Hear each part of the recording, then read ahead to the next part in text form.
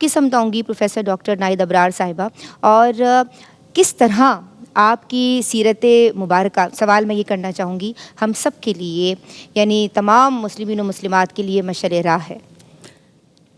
کروڑوں رحمتیں، ہزاروں سلام عثمان غنی رضی اللہ تعالیٰ عنہ پر۔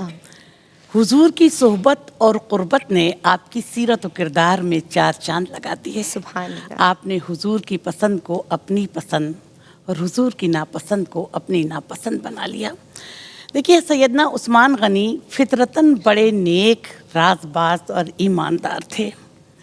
عرب میں شراب کا دورہ تھا، ناچ گانا، بدکاری، یہ تمام چیزیں ان کے پسندیدہ مشاغل تھے۔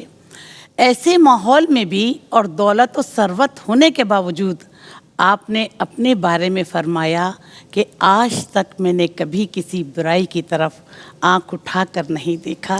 یہ آپ کی سیرت و کردار کی سب سے بڑی خوبی ہے۔ آپ انتہائی منکسر المزاج اور سادگی کا پیکر تھے۔ خداموں اور غلاموں کی اور کنیزوں کی بہتات تھی، لیکن آپ ان کے آرام کا خیال رکھتے۔ رات میں وضو کرنے کے لیے اٹھتے تو اپنے وضو کے لیے اہتمام خود کرتے۔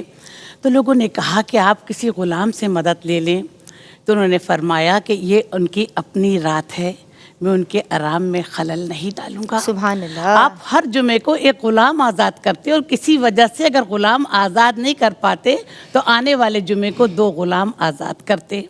ایک مرتبہ حضرت عثمان غنی نے آقا دو جہاں صلی اللہ علیہ وآلہ وسلم کو اپنے گھر دعوت پہ بلایا۔ خوشی کی انتہا نہیں تھی کہ اللہ کے نبی میرے گھر آ رہے ہیں۔ جب وہ نبی کریم صلی اللہ علیہ وسلم ان کے گھر تشریف لے جا رہے تھے تو آپ ان کے قدم گننے لگے، تو نبی کریم صلی اللہ علیہ وآلہ وسلم نے فرمایا کہ عثمان تم میرے قدم گن رہے ہو؟ تو کہنے یا رسول اللہ، آپ میرے گھر تشریف لا رہے ہیں اور جتنے قدم چل کر آپ میرے گھر آئیں گے اتنے قدم کے صدقے میں ایک غلام اللہ کی راہ میں آزاد کروں گا۔ سبحان اللہ۔ ایک مرتبہ آپ لکڑیوں کا گٹھر اٹھا کر جا رہے تھے تو کسی نے کہا کہ کسی غلام سے مدد لے لیں، تو آپ نے فرمایا کہ میں اپنے نفس کو آزمانا چاہتا ہوں کہ وہ عاجزی پسند کرتا ہے یا نہیں۔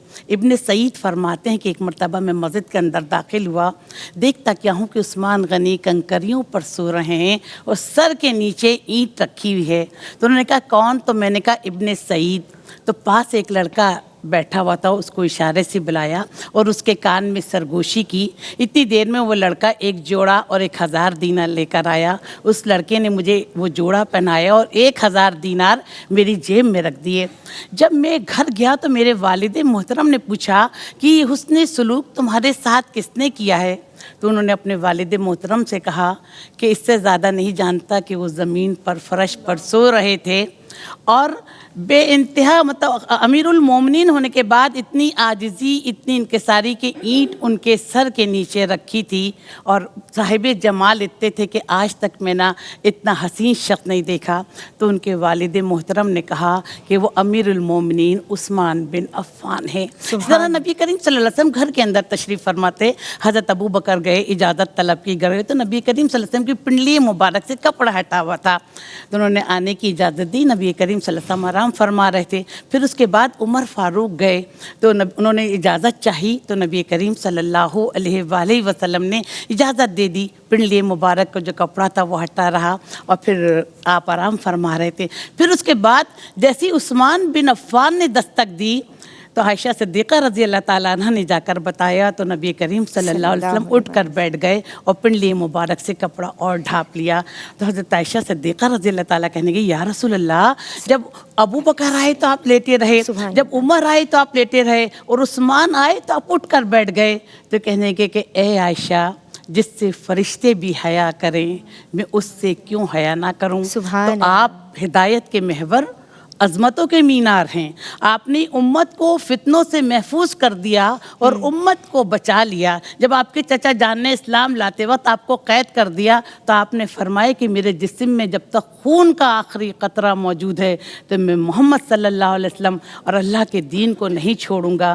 تو ندا، ظلم ہار گیا، حق جیت گیا۔